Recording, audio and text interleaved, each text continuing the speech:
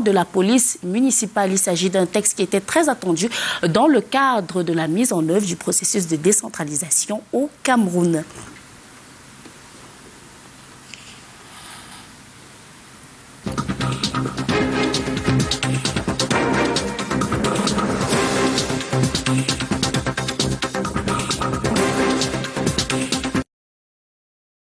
Définitivement sonner la fin du désordre. La question sera posée à nos invités qui nous font l'insigne honneur d'être présents sur ce plateau ce jour.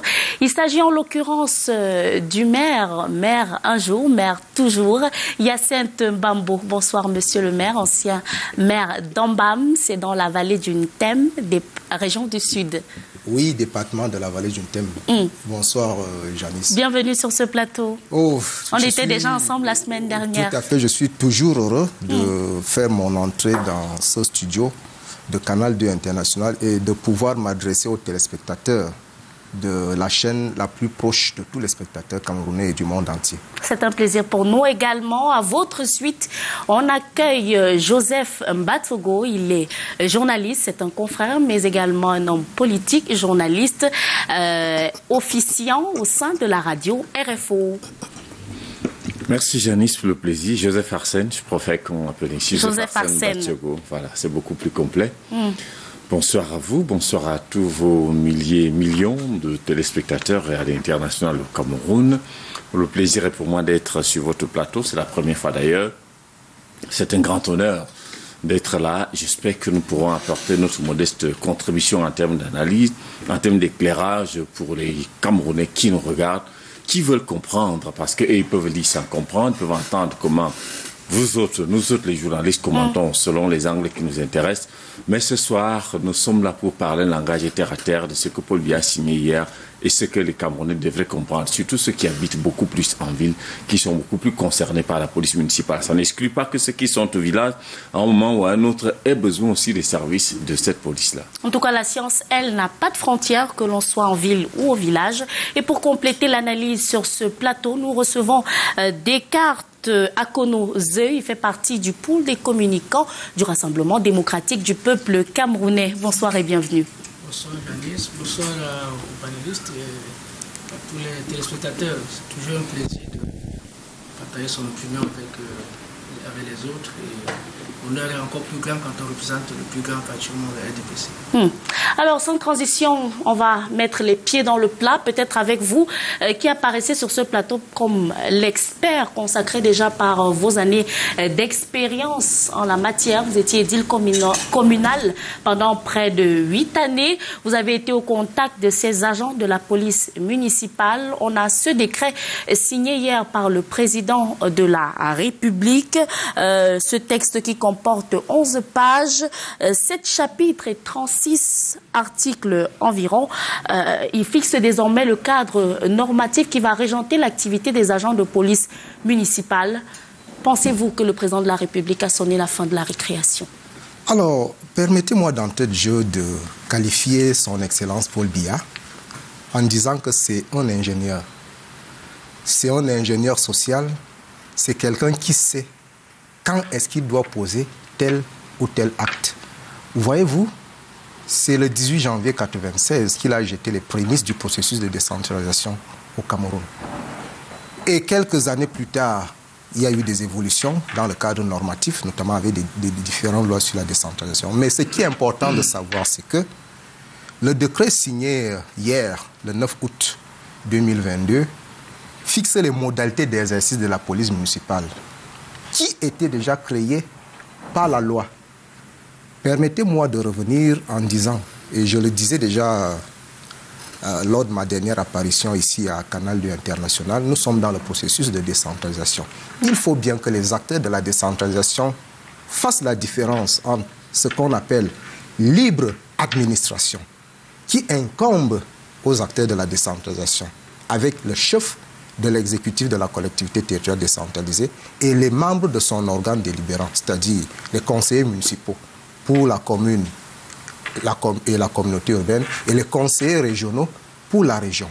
Alors, ces acteurs de la décentralisation appliquent donc ce qu'on appelle la liberté, libre administration, qu'ils gèrent librement les collectivités. Mais faut que les gens sachent bien que pour ce qui est de l'organisation, c'est le domaine exclusif de l'État.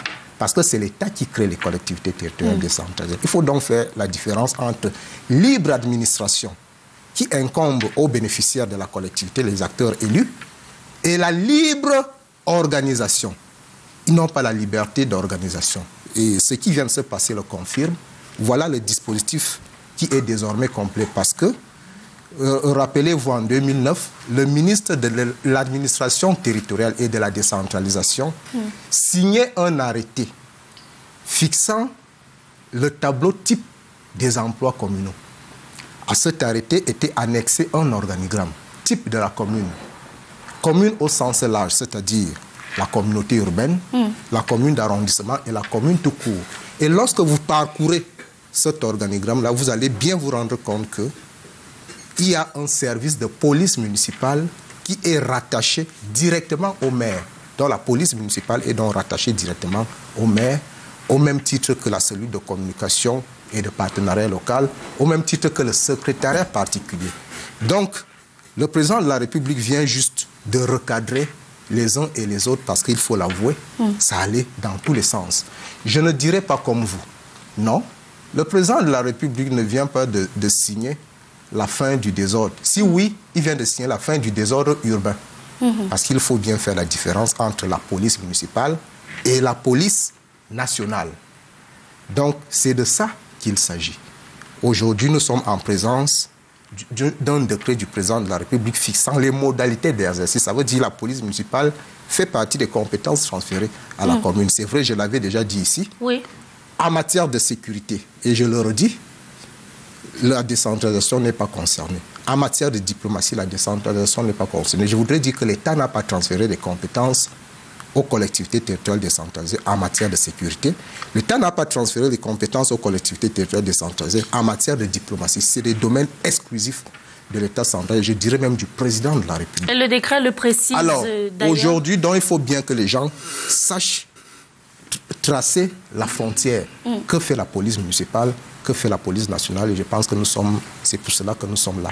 Et justement, Joseph Arsène, votre lecture à vous. On parle d'avancée. On va commencer peut-être par les compétences dévolues aux agents du service de police municipale. 2 pages quasiment à passer à lister ces compétences-là. Le nettoiement, l'éclairage public, l'enlèvement des encombrements et j'en passe. Et certains petits détails également lorsqu'on jette un regard panoramique sur ce décret.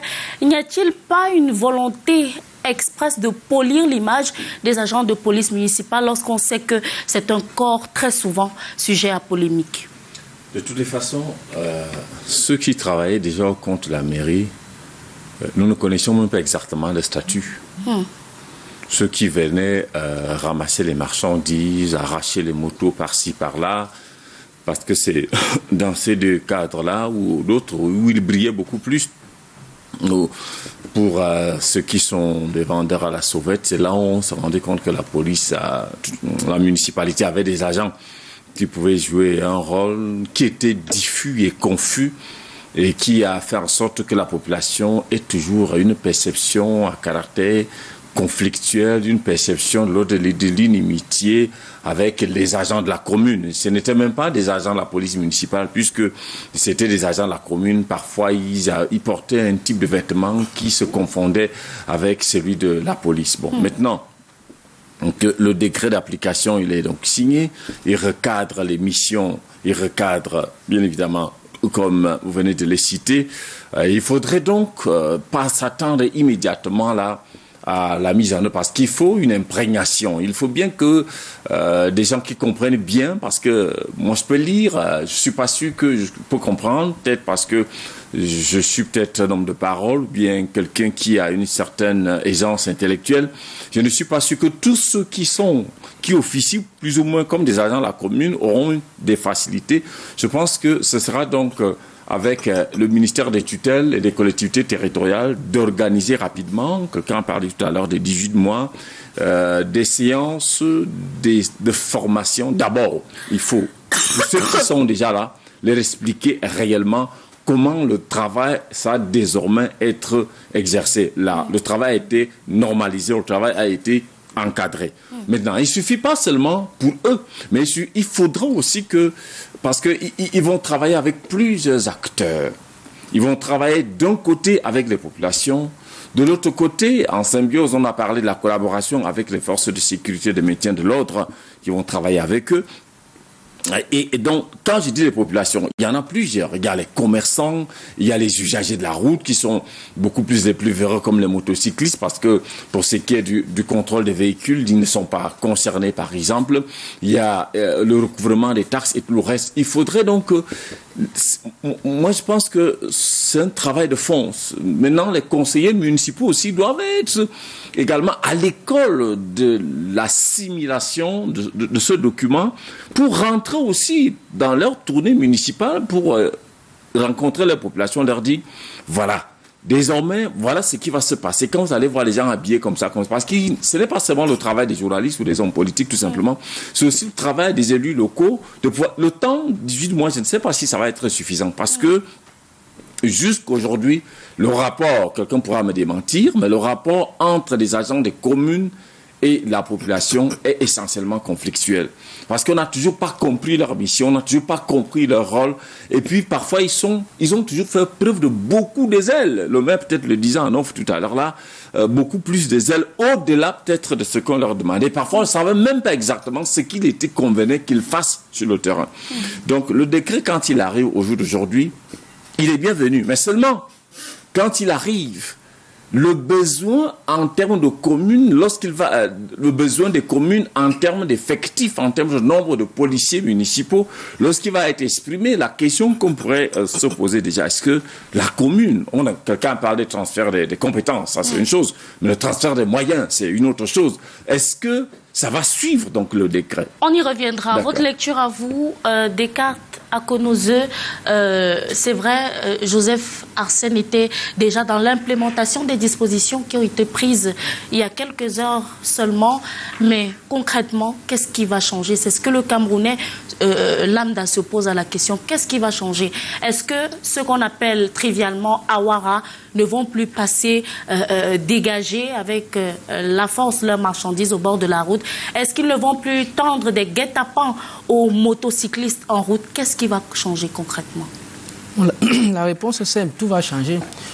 Quand on voit les missions qui leur sont assignées, on comprend que la police municipale est une nécessité, dont l'importance ne peut pas être mise en doute. Quand on a encore comme ça dont on a besoin, qu'est-ce qu'on fait? On essaie de délimiter qu'est-ce qu'ils peuvent faire, qu'est-ce qu'ils ne peuvent pas faire. Comment est-ce qu'on devient... Ce texte n'est pas beaucoup de questions. Comment est-ce qu'on devient policier, pour les policiers municipaux, si on peut les appeler ainsi? Comment est-ce que ça se crée? Quelles sont leurs collaborations avec la police? Quelle est la collaboration avec l'administration? Quelle est la collaboration avec les autres communes? Et la collaboration, quelles sont les limites? Quels sont les droits qu'ils ont dans leur mission sur les populations? Et quelles sont leurs limites? Je crois que c'est ça le travail qu'il fallait faire. Et c'est ça que le président a fait ici. Maintenant, qu'est-ce qui va changer? Je vais prendre un exemple.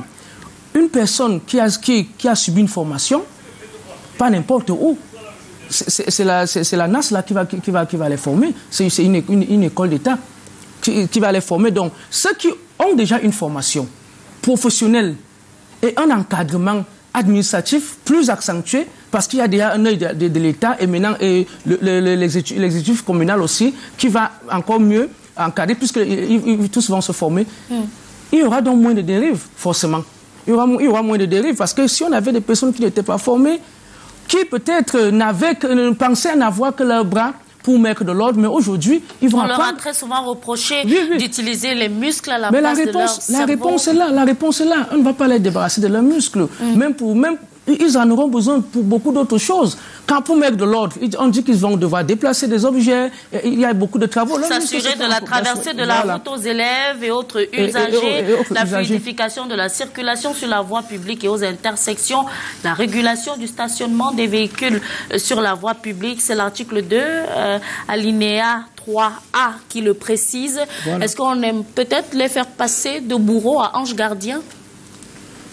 Non, ils n'étaient pas des bourreaux. Vous voyez, je ne peux pas dire qu'ils étaient des bourreaux. C'est peut-être la méthode qui leur manquait. La méthode de travail, cette méthode de travail qu'on leur offre en donnant une formation. Et maintenant, il y a les conditions de recrutement qui ne sont pas... C'est pas tout le monde comprend. Il y a des enquêtes de moralité. Il faut jouir de ses droits civiques. Il faut d'abord même être camerounais. Il y a tout ça maintenant. Là. Quand on sait maintenant qu'on aura des hommes, ils vont garder leurs muscles, mais encore des têtes encore mieux faites et bien préparées. Vous voyez, même quand il y aurait une émeute ou bien une épreuve de force nécessaire, ils sauront déjà comment. Et il faut noter aussi que les textes prévoient qu'ils peuvent collaborer avec la police. Oui, en cas de force majeure, ils peuvent engager un officier de police judiciaire parce qu'ils ont des limites sur certaines opérations. Tout à fait. Là c'est aussi un avantage. Si ici il y a un intérêt, ils peuvent consulter la police. Il y a aussi les collaborations, c'est très important là dans le texte, la collaboration dans le cas des communautés urbaines. La collaboration, moi j'ai aimé la collaboration qui est clarifiée là entre les communes d'arrondissement et la communauté urbaine. Ça a été clair. On donne la possibilité aux communes d'arrondissement de s'asseoir sur une table et discuter, de délibérer avec la communauté urbaine comment travailler ensemble et définir ensemble les terrains d'action. Ça, c'est pour les communes qui partagent les mêmes limites territoriales. Oui, pour les communautés urbaines qui ont des arrondissements, qui ont des communes internes. Hyacinthe, on a ces gens qu'on appelait policiers municipaux. Aujourd'hui, il serait préférable de les appeler agents de la police municipale. Aujourd'hui, on les présente le cadre. On leur présente le cas dans lequel ils devraient exercer la tenue, ils devraient être reconnaissables à leur pantalon, par exemple, violet foncé, à leur chemise violet clair, à leur nom et matricule inscrit en gros caractères sur leur tenue ou sur leur pull. Ils devront être propres sur eux. C'est une image un peu romancée de l'agent de police municipale qu'on a là. L'article 5 alinéa 2 précise qu'ils ne peuvent faire usage de la force ni exercer de contraintes sur la population sous réserve des cas de légitime défense. Est-ce qu'ils ne sont pas un peu dépouillés de ce qui faisait leur force, l'aspect coercitif de l'agent de police municipal? Est-ce qu'on n'est pas en train d'aller là vers d'autres bureaucrates? Vous savez, je voudrais dire, le décret du président de la République vient à point nommé parce qu'il vient recadrer les choses. Alors, je loue ce décret à plus d'un titre. Premièrement, la collaboration, la possibilité de collaboration qui est considérée. Je dis qu'à côté des autres secteurs, ou alors des domaines de compétences, notamment l'eau potable, la gestion de l'eau potable, l'entretien routier et autres, voilà un autre domaine qui fait son entrée dans le paysage de ce qu'il convient d'appeler les syndicats de communes, c'est-à-dire l'intercommunalité. Parce que le décret du président de la République donne la possibilité aux communes géographiquement placées, je voudrais dire, à proximité. Ça peut être un département, ça peut être la région, mais toujours est-il que ça devrait être des communes qui partagent la même frontière, de se mettre ensemble pour créer un service de police municipale. J'y reviens. Ouais. J'y reviens. Alors, pour revenir à votre question, je voulais juste souligner que la police municipale est un secteur où les communes peuvent se regrouper dans le cadre de l'intercommunalité, constituer des syndicats de communes pour gérer la police municipale. Maintenant, au niveau des missions de la police municipale est un service, je voudrais dire, transversal. Il ne faut pas seulement voir le côté négatif. Il y a le côté négatif, il y a le côté positif. Le côté négatif n'est pas je voudrais dire, l'apanage seul de la police municipale. Mais il était le plus visible jusqu'ici. Il faut dire que même la police nationale, au sein de la police nationale, on observe des égarements. Vous êtes en train de jeter l'opprobre sur la police nationale, c'est vous Ce qui est important à savoir, c'est ce que la police municipale vient faire. Et j'étais en train de dire que c'est un service transversal. Service transversal, pourquoi ? La police municipale est appelée à travailler en étroite collaboration. Nous sommes à l'intérieur de la commune d'abord des services communaux, avec un service très important du secrétariat général de la mairie, qu'on appelle les services techniques de l'aménagement et du développement urbain. En ce sens que la police municipale peut être mise à contribution pour démolir. Peut Oui. On parle des faits. Quel est le constat qui est fait actuellement? C'est que les agents de police municipale sont des épouvantails pour certaines, comme des épouvantails pour certaines populations. Comment? Il faut regarder de deux côtés. Vous savez, l'homme noir, essentiellement, c'est quelqu'un qui aime la chicotte pour parler comme... La question, c'est comment vont-ils faire désormais pour exercer vraiment leur pouvoir? Lorsqu'on sait qu'on a défini le matériel qu'ils peuvent utiliser, il n'y a plus... la technique qu'ils affectionnent généralement, c'est celle de l'embuscade. Débarquer comme ça, saisir des motos, arriver par surprise, ramasser des comptoirs. Comment vont-ils désormais exercer leurs attributions, leurs prérogatives lorsqu'ils sont... Ne perdez pas le vue sur le fait que le décret a juste précisé que les agents de police municipale ne sont pas autorisés sans l'aval soit du représentant de l'État, soit du maire, soit d'un fonctionnaire de police, de la police nationale. Ils ne sont pas autorisés à exercer la coercition sur des individus. La force sur des individus. Cependant, la loi n'a pas interdit aux agents de police municipale de mettre de l'ordre pour ce qui est du matériel. Et c'est là où je veux en venir, en disant l'homme noir aime essentiellement la chicotte. On regarde ce que les agents de police municipale étaient en train de faire, mais on ne regarde pas le comportement des citoyens en termes de désordre urbain. La police municipale est-elle entrée un jour dans une boutique pour porter les bouteilles de vin de quelqu'un qui est en train de vendre confortablement installé?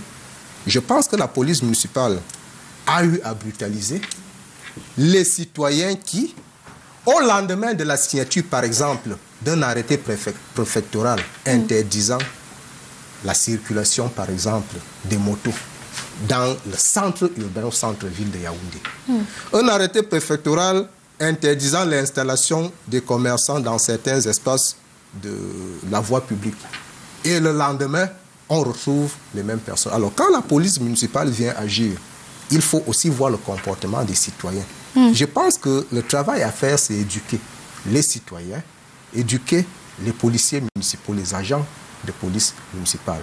Alors, j'ai pris un cas, le cas de l'accompagnement en termes de démolition. Permettez-moi d'ouvrir une parenthèse à ce niveau pour dire, en ce moment-là, je pense que les compétences sont tracées parce que certains avaient des inquiétudes entre les agents pour les territoires de la communauté urbaine, entre les agents de la police de la communauté urbaine et les agents de la police de la commune d'arrondissement. Je vais prendre un cas, un exemple pratique. Vous savez que dans les territoires traversés par la communauté urbaine, l'exclusivité de la signature des permis de bâtir appartient au maire de la ville. Je voudrais dire que les maires des communes d'arrondissement ne sont pas autorisés à signer le permis de bâtir. Le permis de bâtir également, parallélisme des formes, permis de démolir. Il est donc clair que s'il faut démolir un bâtiment qui n'a pas respecté les règles de construction, c'est la police municipale de la communauté urbaine qui va intervenir parce que le maire de la commune d'arrondissement n'a pas compétence en termes de délivrance des permis de bâtir et des permis de démolir. Donc il est clair que ce ne sont que les agents, ça ne peut être que les agents de la police de la communauté urbaine. C'est bien compris. Joseph Arsène, l'article 30 alinéa 2 stipule qu'en cas de refus d'obtempérer d'un contrevenant, l'agent de la police municipale se réfère au maire. Il ne peut retenir ni le contrevenant, ni sa pièce d'identité, ni le titre administratif mis en cause. Quid de la peur du gendarme? J'ai lu ce texte, je me suis dit, qu'est-ce qu'il est beau, qu'est-ce qu'il est mielleux, mais connaissant bien notre mentalité, attendons-nous à... C'est que c'est un message qui ne va pas passer? Absolument pas. Je suis très pessimiste là-dessus, parce que si ces gars ont été des zélotes au moment où ils n'avaient même pas d'attribut, au moment où ils étaient à peine identifiables, à combien plus forte raison lorsqu'ils vont arborer toute l'armurerie de la police, le mot est peut-être trop fort, de la police municipale, c'est-à-dire les uniformes, tout le reste, ils pourront même se passer comme pour des officiers de police au-devant de ceux qui sont des ignorants de ce que les textes disent en réalité. Moi j'ai dit... Vous avez peur des dérives? Et non, j'ai confiance à la qualité de la formation qu'ils pourront recevoir. Mais je me dis, est-ce que la formation garantit le respect? Parce que beaucoup de corps de l'administration, pas seulement de la mairie, au jour d'aujourd'hui, qui font preuve d'énormes tares dans la société, ce n'est pas des gens qui n'ont pas été formés. Et la plupart sont des gens qui sont sortis dans des grandes écoles de formation. Si je prends par exemple le cas des voleurs, de ceux qui pillent les caisses de la République, sont sortis d'une grande école. On parle d'école nationale de l'administration, la majorité, et de la magistrature.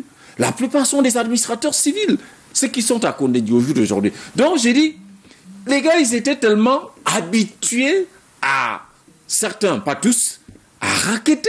Lorsqu'ils te prennent la moto, au lieu de la mener en fourrière, au lieu de t'écrire une contravention, il faut que tu payes la cash dans les poches. J'ai dit aujourd'hui, ça va être beaucoup plus compliqué.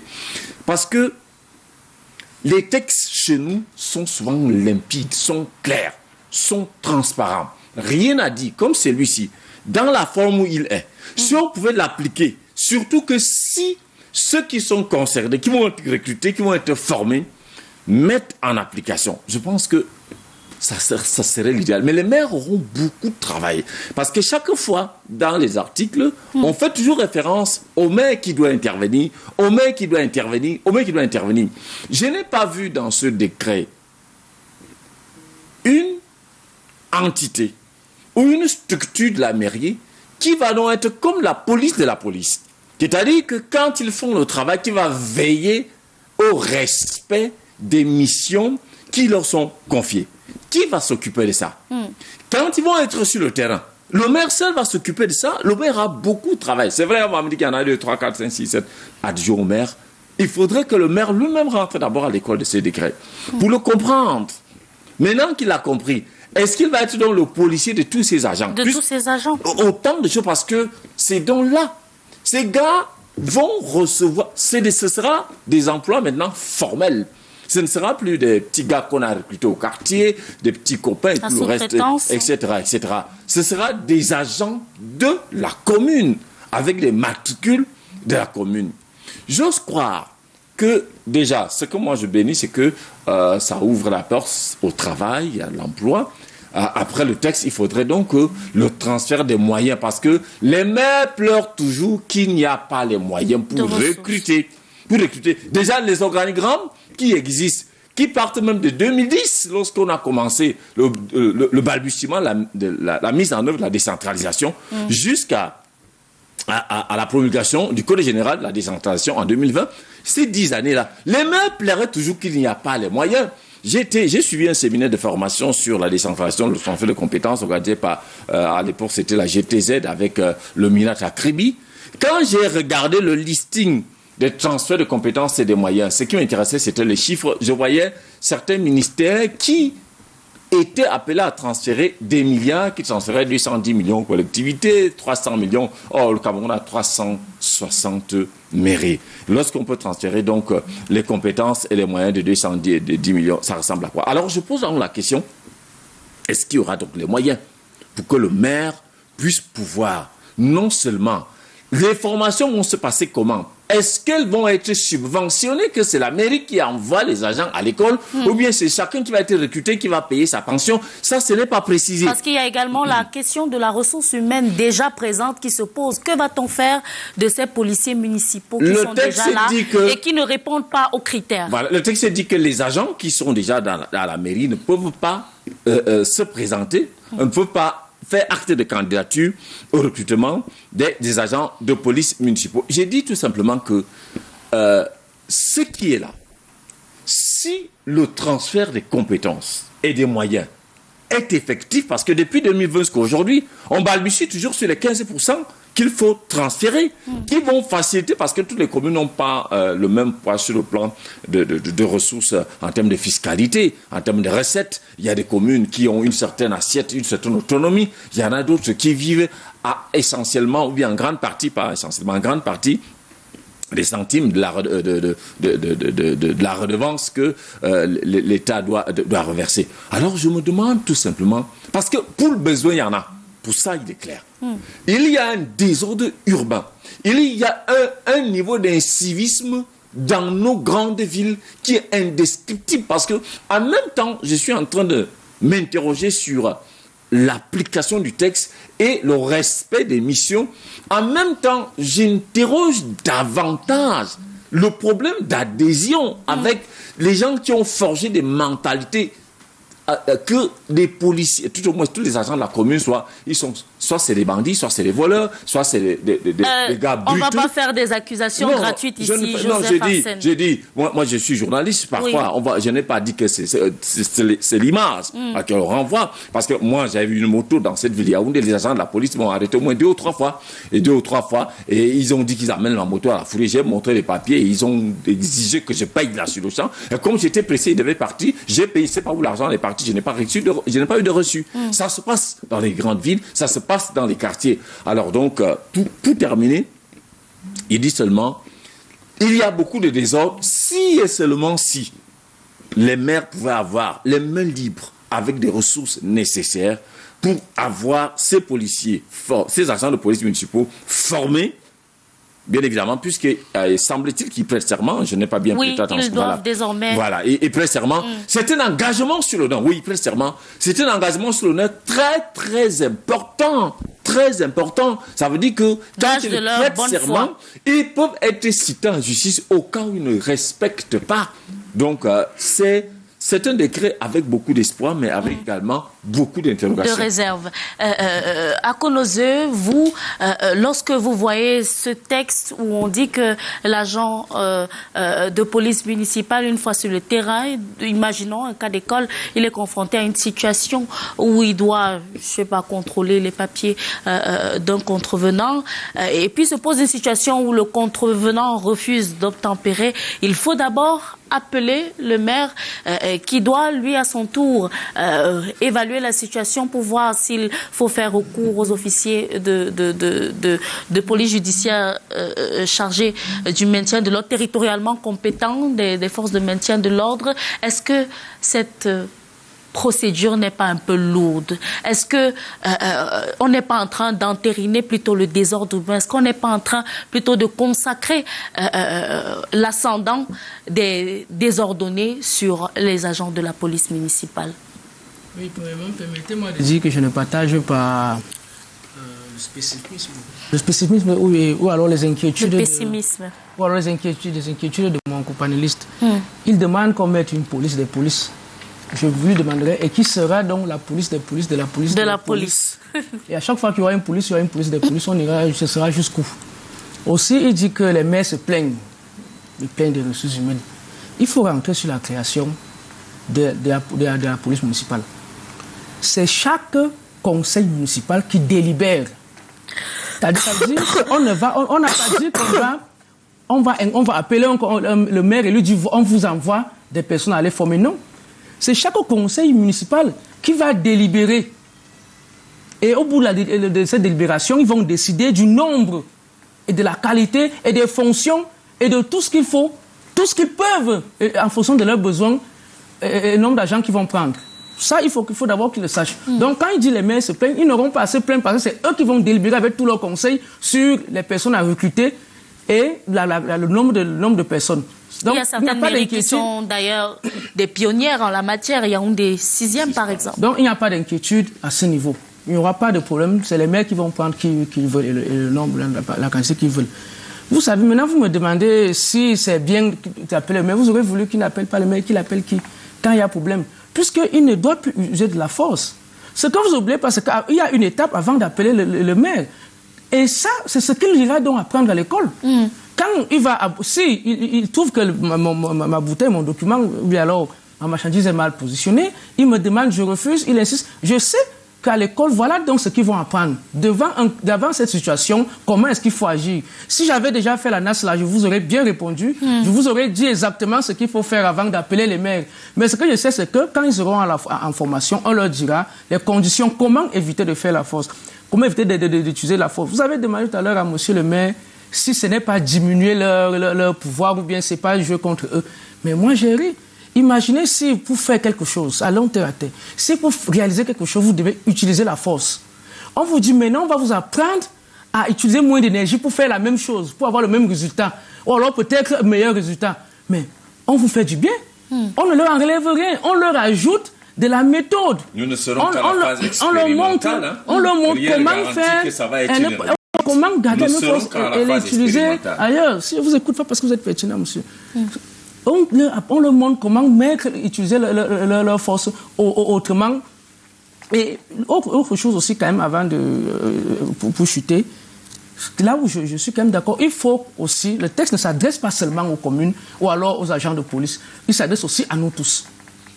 Nous qui pensions, ou à tort ou à raison, que c'est des voyous, entre guillemets, que c'est des personnes qu'on n'identifie pas, on ne sait pas d'où ils viennent, peut-être c'est ça qui nous faisait croire que on peut les tutoyer, on peut les cravater, on peut refuser de rester. On vous dit donc aujourd'hui, ils vont porter serment.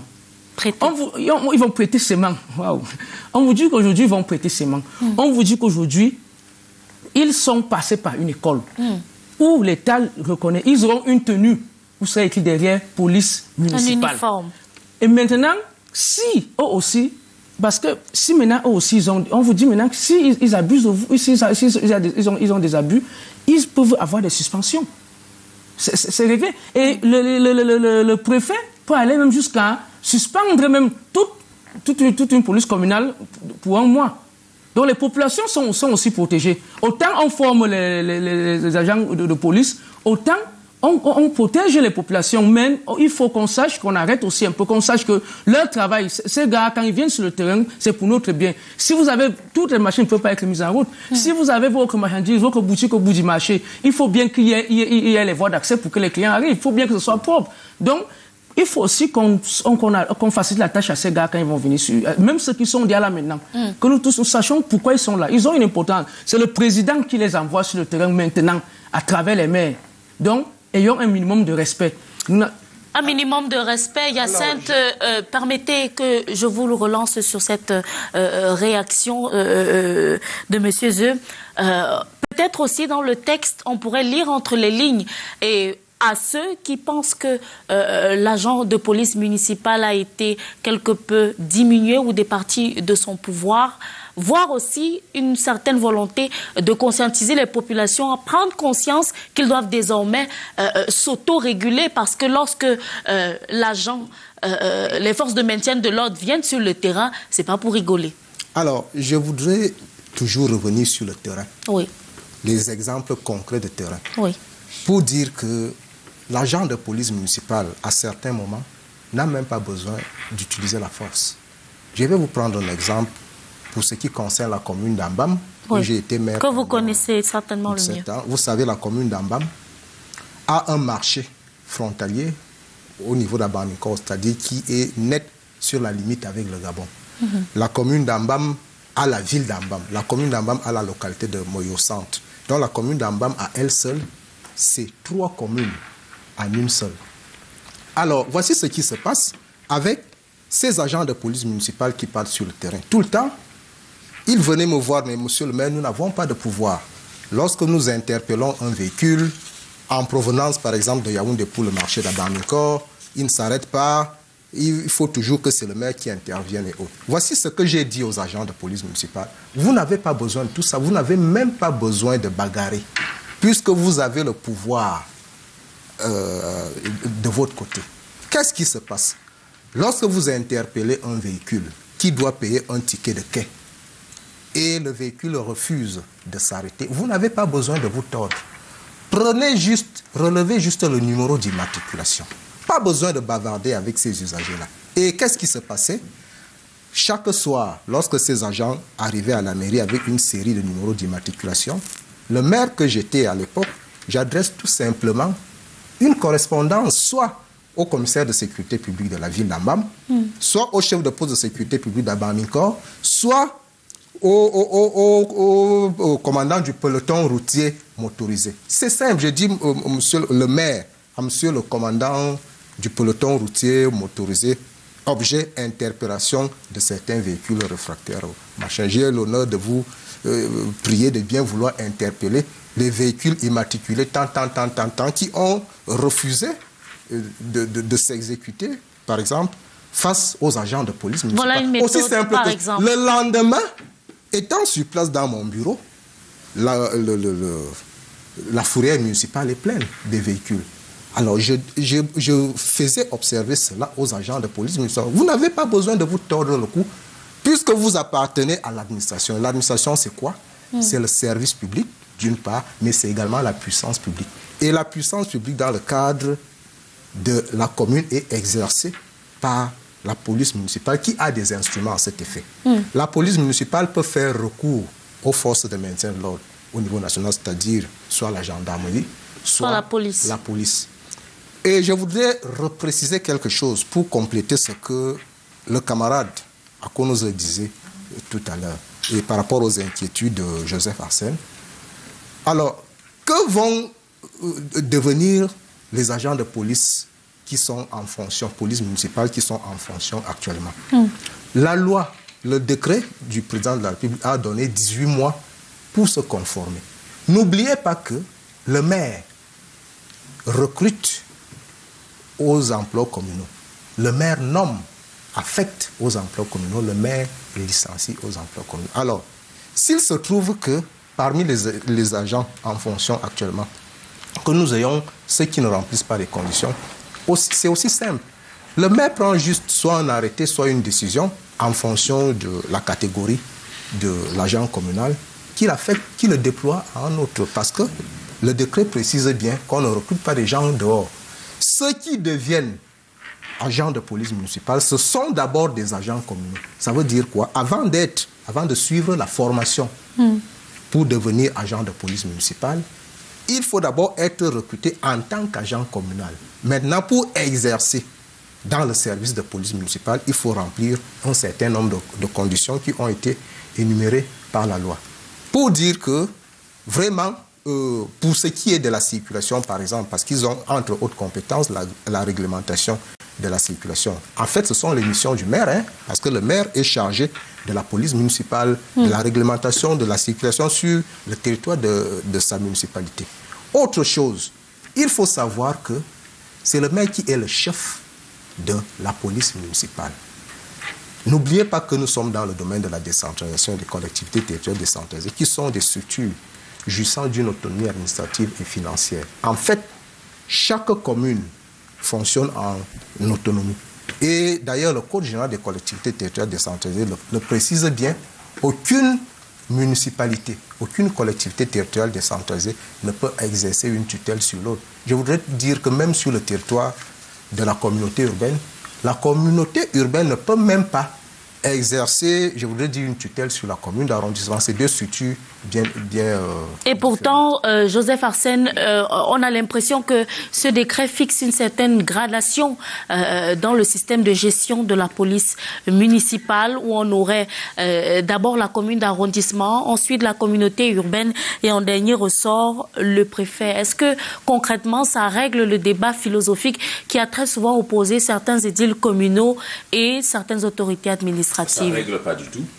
Ça ne règle pas du tout. On risquera toujours d'y avoir chevauchement et rixe de compétences parce que il faut que les maires et les super maires de la ville puissent pouvoir mettre en avant l'intérêt commun de la population de manière générale. Parce que, vous voyez, à un moment donné, je prends des cas simples. Lorsque vous aviez des voies publiques, il y avait des incidents sur des voies publiques dans les grandes villes.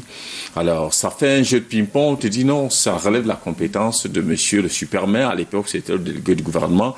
Aujourd'hui, c'est le super-maire. Je ne vois pas grand-chose qui a changé. Peut-être c'est l'appellation seulement qui a changé. Peut-être le mode de désignation aussi. Mais au niveau des missions, c'est resté plus ou moins les mêmes. C'était blanc-bonnet. Aujourd'hui, c'est bonnet-blanc. Tout simplement. Donc, ouais, il y avait donc toujours ce jeu de ping-pong. Je prends un autre cas, le cas par exemple de ramassage des ordures. Nous sommes là dans la question de l'hygiène et de la salubrité. Le contrat qui existe au niveau de la gestion, peut-être le maire va me démentir, je ne suis pas un expert de la décentralisation, qui existe entre les collectivités territoriales et l'entreprise, qui a encore une congruité de monopole de ramassage des ordures dans un État bien évidemment libéral et dans un État décentralisé. Vous voyez donc, lorsqu'il se pose souvent des problèmes d'ordures, les maires renvoient la plupart du temps la balle au super-maire ou à l'ancienne appellation au délégué du gouvernement qui est contractant donc avec cette entreprise. Parfois, c'est le ministère de la Ville qui a compétence, qui monte au créneau pour sommer l'entreprise, pour dire qu'il faut qu'elle ramasse les ordures. Et finalement, jusqu'au jour d'aujourd'hui, les populations, comme moi, nous ne savons pas exactement quelle est l'institution réellement qui devait s'en occuper. Pourtant, dans le Code général de la décentralisation, et comme le décret le dit, ce sont les missions des communes. Quand on dit communes, c'est beaucoup plus les communes d'arrondissement, qu'on soit en ville, qu'on soit dans les grandes métropoles ou qu'on soit dans les petites villes qui n'ont qu'une seule commune. Donc, il faudrait donc que dans les réunions de coordination, peut-être du préfet, parce qu'il va y avoir beaucoup de séances de travail à la suite de ces décrets, que le préfet insiste sur cette collaboration et qu'il y ait même des séminaires de renforcement des capacités à l'endroit des magistrats municipaux et des conseillers pour que les prérogatives, parce que tel que le décret le dit là, ça laisse un tout. Est-ce qu'il y aura deux catégories de police, c'est-à-dire que les agents de police municipale relevant de la tutelle du super-maire de la ville et des agents de police municipale relevant... Le décret règle cette question en disant qu'au préalable, ils devront tenir justement une séance de travail pour... Le problème, c'est qu'ils vont tenir une séance de travail, mais au niveau de l'opérationnalisation, comment ça va se passer au niveau de l'opérationnalisation? Par exemple, pour la ville de Yaoundé, je ne sais pas ce qui se passe à Douala en ce moment, il se pose un problème, toujours avec acuité, de la gestion des ordures ménagères. Au jour d'aujourd'hui, les maires, j'ai vu par exemple la mairie de Yaoundé 5e, pour ne pas la citer, déployer déjà des agents pour ce qui est du ramassage, du balayage des rues. Et là-bas même, ces agents vous reprennent comme des Camerounais sont parfois ce qu'ils sont. Si vous tentez de jeter des ordures sur la voie publique et que quelqu'un est là, il vous somme d'enlever parce que finalement, c'est vous qui devenez l'ordure. Donc, j'estime que il faudrait justement que... Vous savez, on a fait une lecture panoramique du décret, il est sorti seulement hier.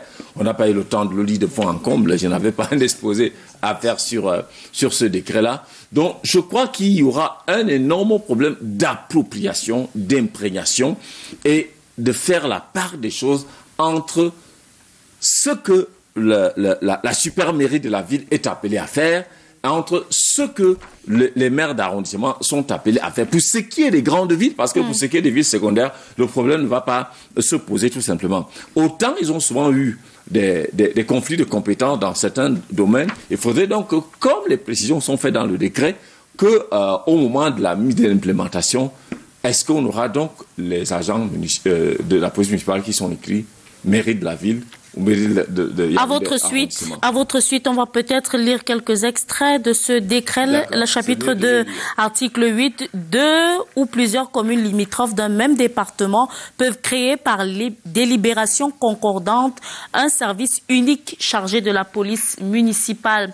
Article 9, dans les agglomérations érigées en communauté urbaine, le service de police municipale est assuré soit par des agents de la communauté urbaine, soit par ceux des communes d'arrondissement.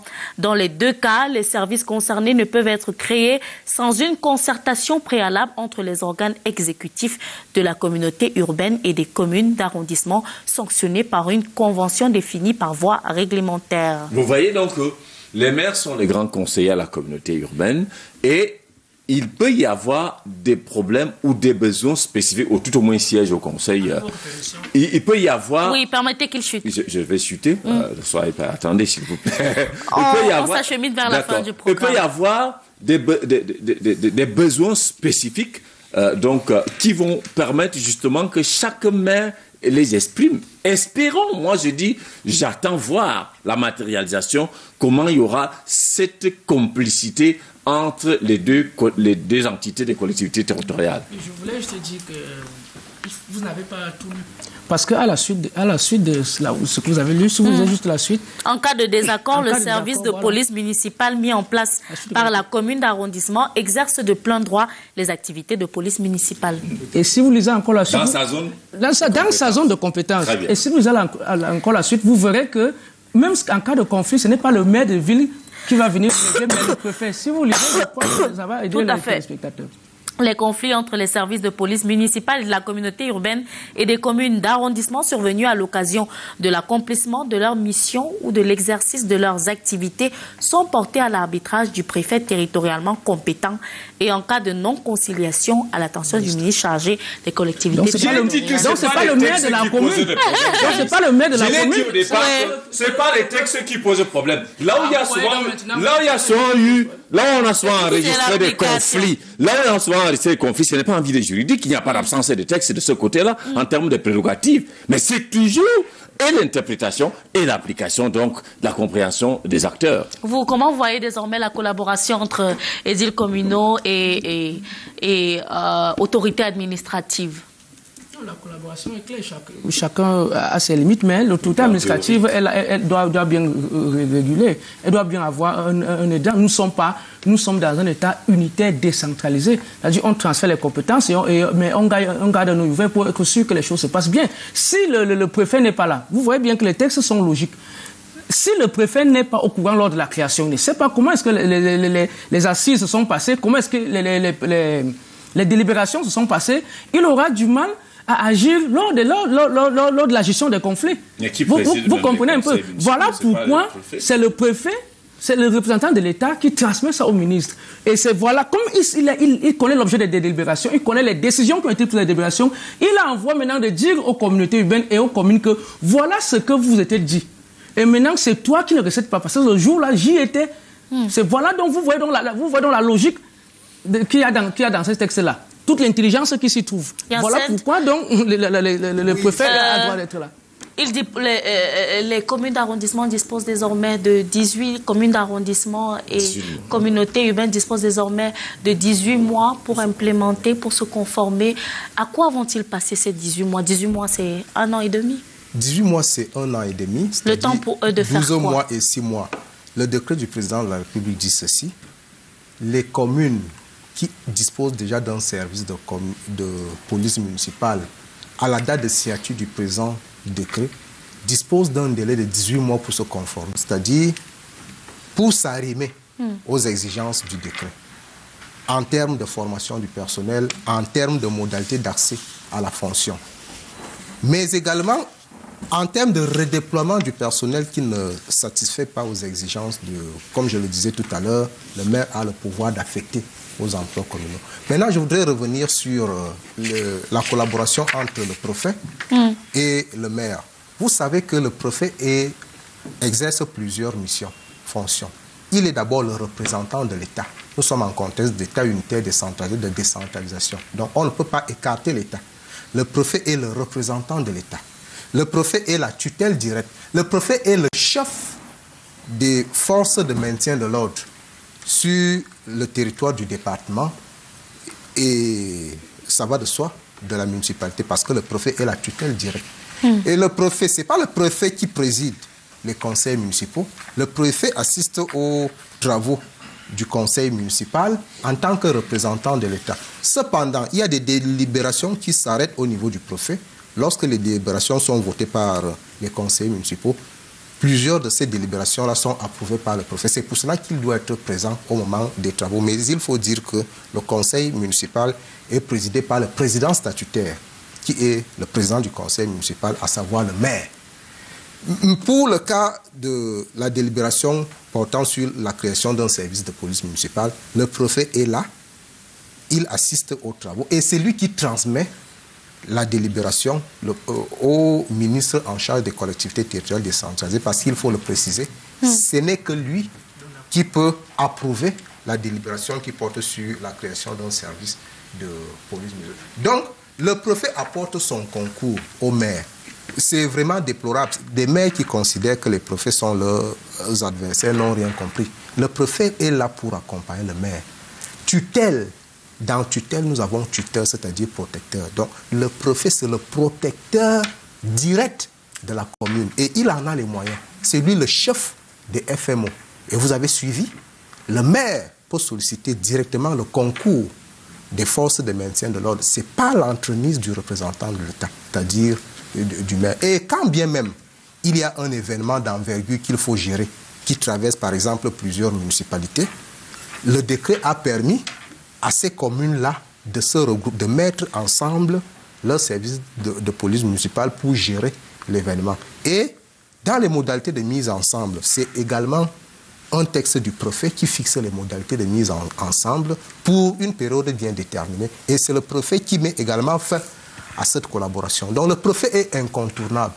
Dans la gestion du maire, il y a 2 éléments clés. Il y a le comptable, parce qu'il y a le sacro principe de séparation des fonctions de l'ordonnateur et du comptable. Les fonctions de comptable et contrôleur financier sont exercées dans certaines communes par le receveur municipal. Dans d'autres, notamment certaines communes d'arrondissement et les communautés urbaines, il y a un receveur municipal qui n'est que comptable et l'État nomme un contrôleur financier. Mais dans plusieurs communes, la quasi-totalité, les fonctions de contrôleur et de comptable sont exercées par le receveur municipal. J'étais donc en train de dire que le maire a 2 éléments clés. Il a le receveur municipal d'un côté, il a le préfet de l'autre. Un maire qui n'arrange pas ses rapports avec le préfet a échoué. Ça, c'est évident. Le préfet n'est pas là pour s'opposer aux actions du maire. Le préfet est là pour accompagner. Et le préfet est là pour veiller sur la légalité. C'est bien compris. Le fait de veiller sur la légalité n'est pas une mauvaise chose. C'est pour empêcher, je voudrais dire, des trucs comme des fautes de gestion, des actes qui ne sont pas conformes à la loi et aussi. Restons justement c'est véritablement une mission de protection. Sur ces bévues, sur ces bavures-là, au niveau des sanctions, le texte prévoit que les agents de police municipale pourront être sanctionnés à deux niveaux aujourd'hui, désormais. Au niveau disciplinaire et au niveau pénal. Est-ce que ce caractère pénal ou ces sanctions pénales qui viennent désormais se greffer à leur registre de sanctions est une garantie à certaines restrictions au niveau des bévues? Alors, moi, la question que je me pose, c'est qui déclenche le processus? Parce que quand j'ai dit tout à l'heure là que le texte ne prévoit pas qui sera le garant de la qualité, on a dit le maire, mais est-ce que c'est le maire qui va donc jouer le rôle de surveillant de police? On m'a dit que s'il fallait nommer à tout, je dis, mais non. Il y a dans chaque service, il y a toujours un contrôleur. Lui, je me réjouis de ce que monsieur le maire a cité, que même dans l'organigramme, il est prévu un contrôleur financier, alors qu'il y a un receveur. Donc, du coup, qui déclenche le processus de la constatation de la faute? Le texte ne nous dit pas, est-ce que la victime va porter plainte? Est-ce que ce sera à travers une requête pour saisir le maire ou le tribunal ou le préfet? Le texte ne nous dit pas, mais on dit seulement qu'il y a des sanctions. Comment on constate la bavure? Comment on constate la violation des missions? Qui le fait d'ailleurs? Le texte ne nous dit pas. C'est pour ça que j'ai dit, c'est bien de dire qu'ils peuvent être sanctionnés. Le processus de déclenchement se fait comment? Sinon, on risquera d'assister à ce qui se passe, par exemple, avec le mot de la fin. Avec les autres, qu'ils prennent peut-être des mesures, mais personne n'applique les mesures là parce que la réglementation qui crée l'organe n'a pas prévu que l'organe pouvait être en mesure de pouvoir faire appliquer la sanction. Avec vous. Oui, je vais juste lui dire que celui qui se plaint n'est jamais celui qui a commis la bavure. Donc, la réponse à qui se plaint ne se pose pas. On sait qui va se plaindre. Ce ne sera pas le coupable, forcément, la victime. En tout cas, c'est ici que s'achève ce programme. On nous fait déjà de grands signes derrière la baie vitrée pour nous dire que le temps qui nous était imparti est désormais expiré. En tout cas, stop et fin pour le débrief de ce mercredi 10 août. Merci à vous d'être passé par ici et d'avoir échangé, en tout cas, sur ce nouveau texte qui vient enrichir la pléthore d'arsenal juridique relatif au processus de décentralisation concernant les agents de police municipale en particulier. Quant à vous, quant à nous, retrouvons-nous demain, peut-être pas avec votre humble présentatrice, mais avec Lily Piedjou. Ce sera du côté de Douala pour un autre numéro du débrief. En attendant, ce sera la pub et bien sûr le grand journal, une présentation d'Alain Ghislain Kanga.